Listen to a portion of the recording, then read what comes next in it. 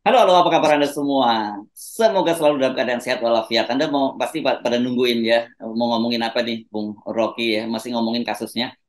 Saya kira kita nggak ngomongin kasusnya, tapi kita justru ngomongin fakta-fakta yang ada sekarang yang mendorong mengapa kemudian kami ya FNM bersama dengan Bung Rocky Gerung selalu terus menyuarakan kritisisme kita terhadap pemerintahan ini, gitu ya, Bung Rocky ya? Iya, kalau soal kasus saya udah pasti berakhir di pengadilan kalau lihat gejalanya. Iya. Tetapi yang nggak boleh berakhir adalah kritisisme kita, kritisisme jurnalisme tentang hal-hal yang ya, kadang-kadang mendebarkan, tapi kemudian hilang lagi sebagai kasus tuh. Kan limpahan kasus korupsi itu kan nggak boleh membebani presiden berikutnya tuh. Jadi Ya. kira-kira soal soal semacam itu yang sering kali kita terangkan dari sudut pandang etika publik terutama. Yes, etika kekuasaan, etika publik ya. Ini setidaknya saya mau menyodorkan tiga fakta pada Anda, gitu ya, yang ada tadi ini. Ada di pengadilan Tipikor di Semarang itu soal proyek pengadaan jalur kereta api lah.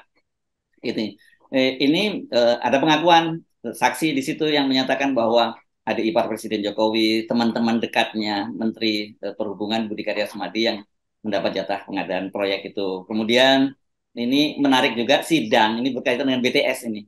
Jadi Pak Hakimnya itu menggunakan istilah vicious circle. Jadi ini lingkaran setan gitu karena ternyata tendernya itu yang lolos, tender yang kualifikasi tender itu cuma tiga perusahaan dan nanti semua proyek-proyek yang ada itu dibagi-bagi aja di antara yang kalau kalau yang dia kalah di tender ini dia akan menang di tender yang lainnya, dia menang di tender lainnya dia tidak akan yang lainnya. Jadi cuman muter-muter aja di situ gitu. Itu soal proyek tender. Tapi juga ada yang ramai juga. Ini nanti Anda mesti bahas satu persatu ya biar agak lebih elaborasi bagus. Oke. Ini Pak Mahfud MD kemarin sahabat Anda ini mengumumkan bahwa pemerintah akan memberikan tanda-tanda gelar kehormatan dan di antara mereka yang mendapat gelar kehormatan itu adalah Ibu Iriana dan istrinya Wakil Presiden Ma'ruf Amin. Gitu, Bung Rocky. Nggak ada yang salah sih ya, menurut saya seperti itu. Tapi apa iya mesti diberi penghargaannya sekarang gitu itu. Mari kita bahas satu persatu kasus tadi itu, Bung Rocky ya. Oke, mulai aja dengan yang pasti jadi sorotan, kontroversi lagi adalah soal pemberian gelar kehormatan pada istri presiden itu. Dan Wakil Itu Presiden. dan Dan wakil Wakil Presiden. presiden. Ya. Nah, orang bertanya atau pasti akan ada dugaan bahwa ada kepentingan untuk pemberian gelar itu. Walaupun kita tahu bahwa officially itu adalah perhelatan negara tuh memberi penghargaan pada istri presiden dan mungkin juga sebagai tanda terima kasih bangsa pada Ibu Iriana karena mendampingi Pak Jokowi dalam sampai 10 tahun lah ke depan itu. Juga Pak Mahfud Amin.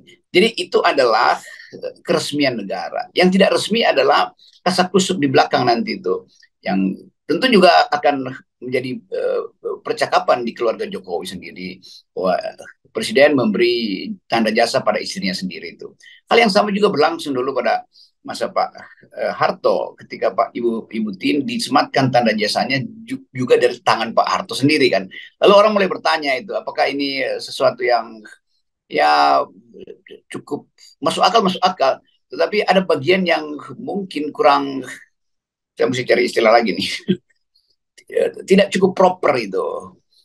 Sangat mungkin kalau itu diberikan setelah oleh presiden berikutnya, oke, kami memberi penghargaan pada Ibu Iriana sebagai ibu negara pada periode sebelumnya itu lebih decent itu. Nih kadang-kadang saya mesti Pak Mahfud sudah ucapkan, mungkin Pak karena itu sekedar seremoni yang dimaksudkan untuk kegiatan-kegiatan kenegaraan itu memang harus ada tanda penghargaan. Lalu kita hubungkan dengan daftar itu yang saya baca yang di media massa itu ada sekian orang yang ada di situ dan kelihatannya yaitu orang-orang Jokowi sendiri yang diberi penghargaan kan.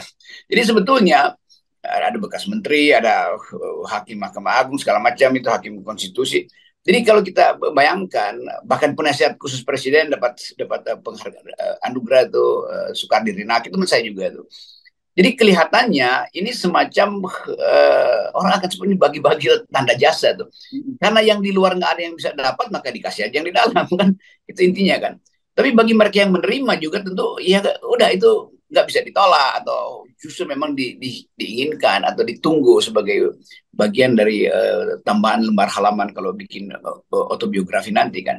Tapi udah itu satu keadaan yang akhirnya kita mesti endapkan ini tepat apa tidak tepat, pasti tepat.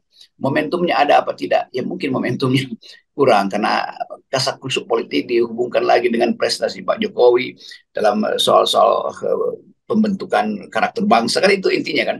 Apalagi ada kasus yang lagi melibatkan saya tuh. Jadi saya cuma mau kasih keterangan pendek itu sehingga kesulitan saya untuk memberi evaluasi. Iya, iya. Tapi mungkin karena Anda sendiri sebenarnya juga nolak ketika mau dikasih bintang. Itu kan yang kita sebut tanda jasa dari negara.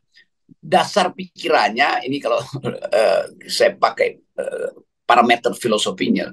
Seseorang diberi tanda jasa bila dia melakukan sesuatu melampaui kewajiban dia, melampaui tugas dia. Itu biasanya begitu standarnya, beyond the call of duty ya, kira-kira bahasa Inggrisnya begitu. Jadi kalau seseorang melakukan tugas dengan baik, ya udah nggak perlu diberi tanda jasa tuh.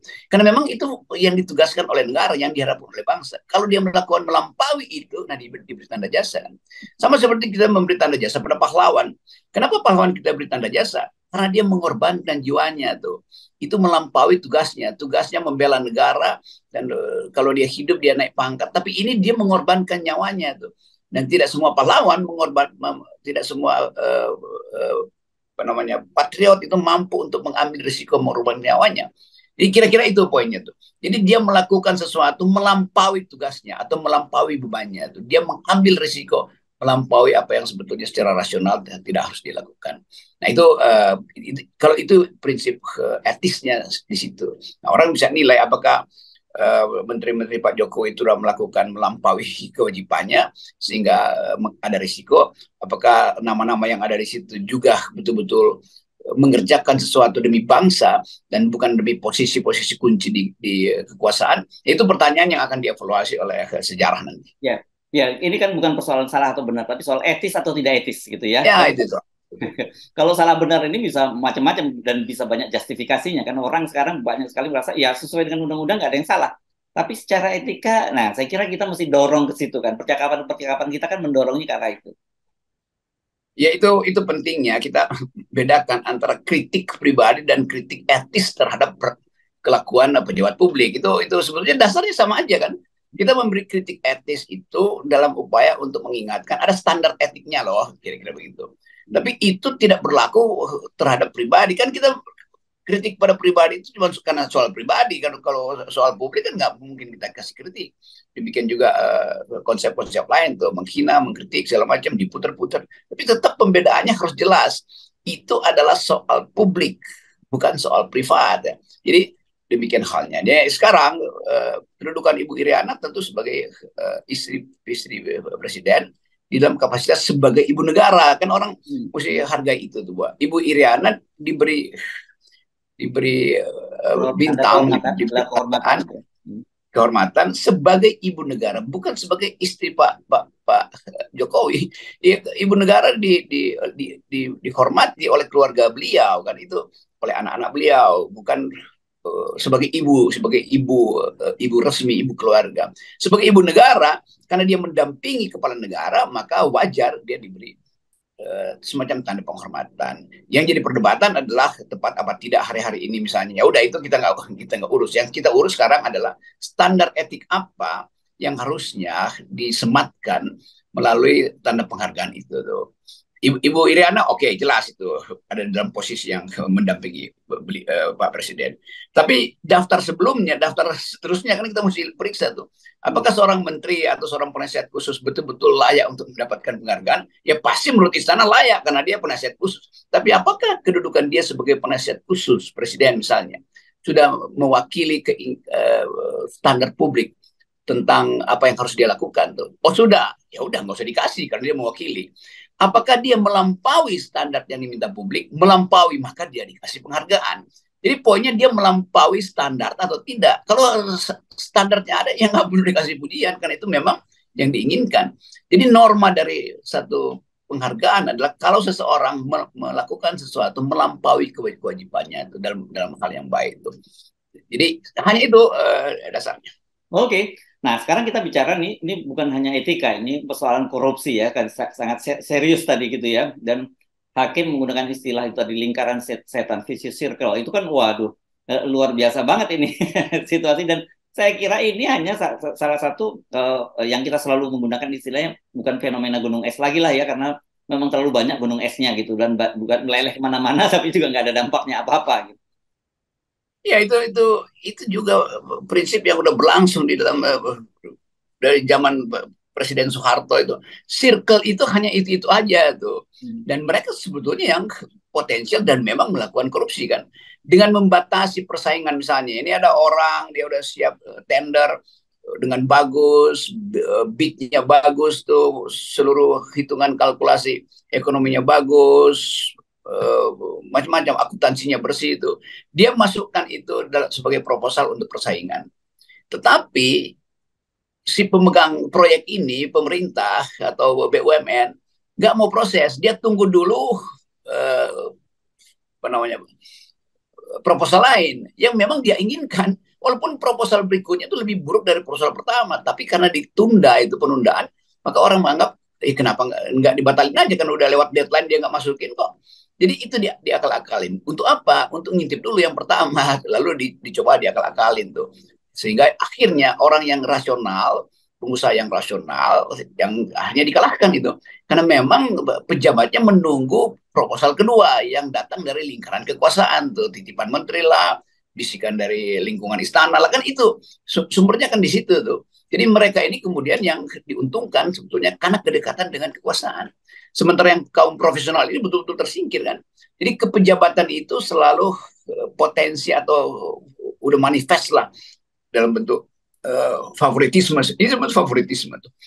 Nah, sialnya nanti mereka udah korupsi ini, kemudian yang kan biasa ini kan tender biasa tuh. Padahal itu dari awal tekniknya udah koruptif tuh. Lalu begitu tertangkap bahwa memang ada unsur korupsi, masuk penjara dia tuh, anak koruptor. Dan karena uangnya masih banyak, begitu koruptor udah main politik lagi kan. Jadinya begitu. Jadi nggak ada semacam sirkulasi etis dari kejahatan-kejahatan kekuasaan yang menyebabkan korupsi ini.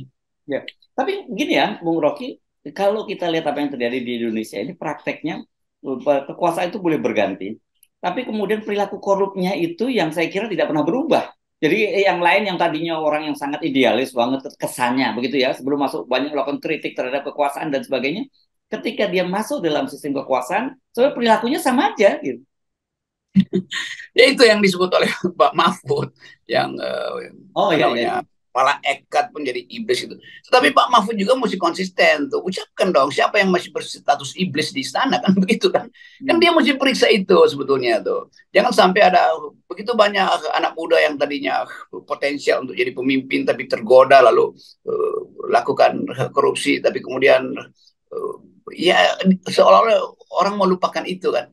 Jadi sebetulnya itu mentalnya tuh. Kalau memang nggak kuat mentalnya tuh dalam godaan material, ya udah nggak usah main-main politik lah. Tapi justru mereka yang nggak kuat mental itu yang bermain politik karena memang ingin korupsi kan, memang niatnya mau korupsi kan. Dan mungkin kesejahteraannya di waktu kecil kurang, maka dia ada semacam dendam kelas itu korupsi segede-gedenya.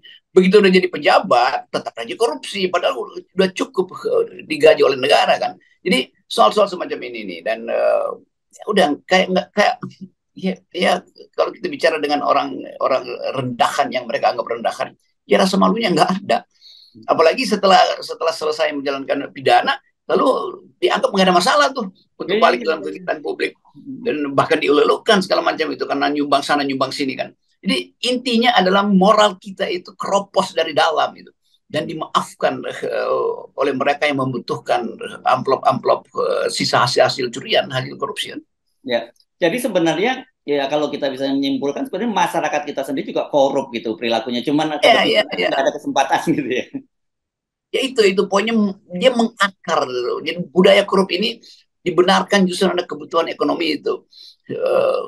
Ya ada toko, ada di dalam penjara, masih bisa ngatur dari dalam itu kayak bandar narkoba. Kalau bandar narkoba ya udahlah memang dia mau lakukan itu karena ada kenikmatan tertentu mengendalikan sistem kartelnya kan. Tapi ini pejabat publik yang dipilih oleh rakyat itu. itu atau diizinkan oleh rakyat untuk mengemban beberapa jabatan publik. Kan itu mental malingnya tuh tetap ada di situ tuh. Mau di dalam mau di luar tetap aja dia jadi maling kan. Hmm. Dalam pikiran pun masih ada tuh. Oke, ini gue habis dibully nih karena itu gue mesti lakukan sesuatu supaya orang nggak ingat lagi tuh. Lalu menyelundup ke dalam fasilitas-fasilitas atau institusi-institusi lain tuh, institusi voluntaris misalnya masuk LSM atau bersembunyi di partai politik segala macam gitu kan. Hmm. Etikanya memang hilang tuh. Di negara-negara yang beradab ya kan korup itu ya udah atau dihukum seberat-beratnya atau setelah dia bebas bahkan dia sembunyi bertahun-tahun tuh Ya. untuk mengatakan oke saya bersalah saya nggak layak untuk di masuk beredar di ruang publik petatang petetek kan itu intinya kan jadi bagian batin kita sebagai manusia itu dirusak sebetulnya oleh keangkuhan oleh kerakusan oleh ambisi. Yes, oke. Dan kita kelihatan sekali masyarakat kita, publik kita tuh permisif ya terhadap perilaku-perilaku korup itu sehingga ya kemudian berulang lagi dan orang sekarang kalau kebetulan dia ditangkap saya korupsi ya merasa apes gitu ya. Bukan bukan dia merasa salah gitu. Ya itu sering sialan gue kena nih. Oh Mhm. iya itu. Jadi sekedar begitu karena tuh dia tahu nanti dia nggak akan dipersoalkan secara etis tuh. Tuh teman-temannya masih banyak tuh yang masih bisa meminta tetesan kenikmatan hasil korupsi bahkan mengabdi. Ini kan kultur feodalisme itu. Jadi sebetulnya yang kita sebut pemberantasan korupsi itu tidak mungkin berlangsung kalau tidak perubahan total tuh dari segi cara kita menemukan pemimpin yang bermutu dari segi cara kita jujur mengucapkan kritik itu dan jangan dimanipulasi ya kritik mesti sopan santun itu ya kayak koruptor itu dia sangat sopan para koruptor itu sopan santun bicaranya itu kan dan bahasa tubuhnya lemah gemulai itu diatur diksinya itu iya tapi otaknya memang otak maling gimana coba jadi itu yang sering kali kan dari awal kita lakukan di event cuma itu kita mau menegur menegur menegur. Yes, oke. Baik, Bung Rocky. Banyak sekali PR gitu ya. Saya kira yang memang ya mau tidak mau ini risiko yang mesti kita ambil, kita mesti menyuarakan terus soal ini. Ya, kita tahu apa yang kita hadapi.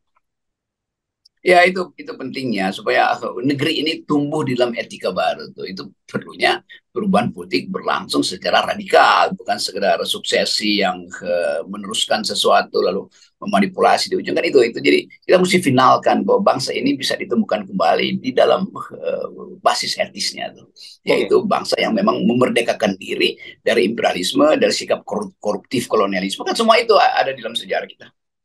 Oke, baik. Terima kasih Bung Rocky. Tetap 0% Ya, Bung Rocky. Ya. ya, itu ini harus bersih juga tuh 0%.